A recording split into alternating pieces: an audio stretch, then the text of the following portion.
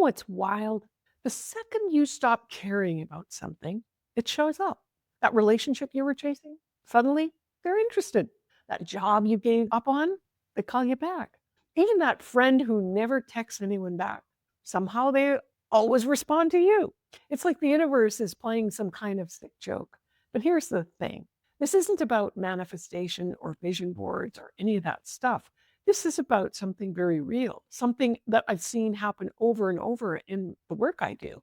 When we want something so bad, people can smell it on us. And when you want something too badly, people can smell it on you. You stay in situations that drain every ounce of your energy. You accept less because having something feels better than having nothing. I know because I've been there. Let me tell you about a client of mine, Patricia.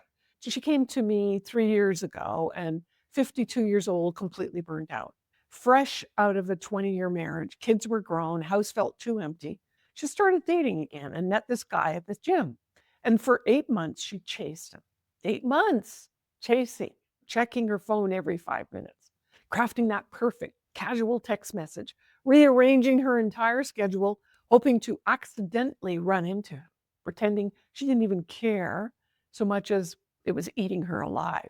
She said, Amirah, I just don't understand. I'm a successful woman. Why doesn't he see me? You know what I told her? Because you're hungry. She looked at me like I'd lost my mind. But think about it.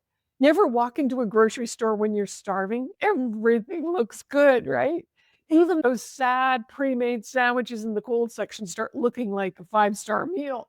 That's desperation. And it destroys your judgment. You settle because you're terrified there won't be anything else. But when you've just eaten, well, you're full, you're satisfied. You walk through that same grocery store feeling completely different, right? You're more picky, selective. You notice what's actually fresh. You choose what you actually want, not what you're willing to accept because you're desperate. And here's what wanting nothing really means. It doesn't mean you give up on life and move to a monastery, though honestly, a monk's life looks kind of happy. It means that you reach a place where you're genuinely okay either way, where your happiness doesn't depend on getting that one specific thing. That's when everything shifts. People can feel it when you don't need them desperately.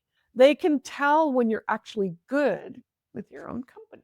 And suddenly you're not just another option in their rotation, someone real, someone with substance, someone's worth their time. There's something magnetic about a person who's complete on their own, not because they've given up, but because they've built something solid enough that they're not looking for someone else to fix it. But here's the part that really makes this so frustrating. You can't fake it.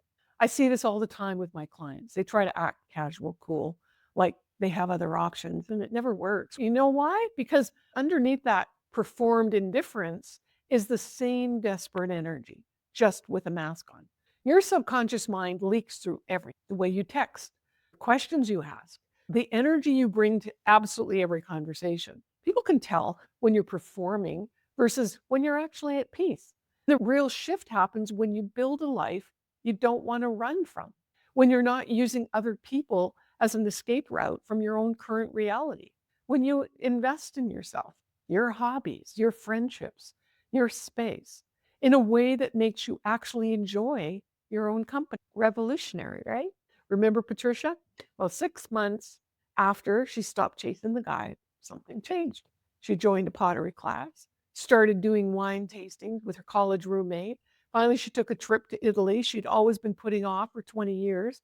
She stopped checking her phone every 30 seconds, and guess what? He reached out, said that he missed talking to her, asked her to go for dinner. But here's the beautiful part. By then, she didn't care anymore.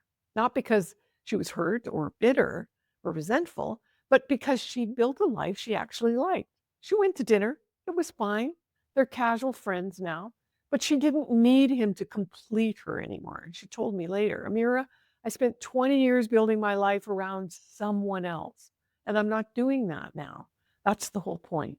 Now listen, there's a dark side to this pattern too. Sometimes we stop wanting things not because we've grown, but because we've been hurt. So many times we've built up these walls, big, thick walls disguised it. And we tell ourselves, oh, I don't want a relationship or that opportunity or that connection. But really, we're just protecting ourselves from another disappointment. I see this every day in my work. The difference between a healthy detachment and defensive numbness is small, but it's important because healthy detachment comes from abundance. You genuinely have enough in your life. You don't need this particular thing or to feel whole. Defensive numbness comes from exhaustion. You've been let down too many times. So you're protecting yourself in advance. Real, not wanting, means you're genuinely happy if it worked out, and you're genuinely okay if it didn't. You're not secretly hoping while pretending not to care. You're not keeping score how little you're trying. You're just living, and you let things unfold. And here's the most backwards lesson about getting what you want. The best way to attract opportunities is to build a life so good that you don't desperately need them to save you. Everything wants you because when you want nothing, you've already got everything that matters: your peace, your purpose, your power. And that, my friend, is what people can't resist.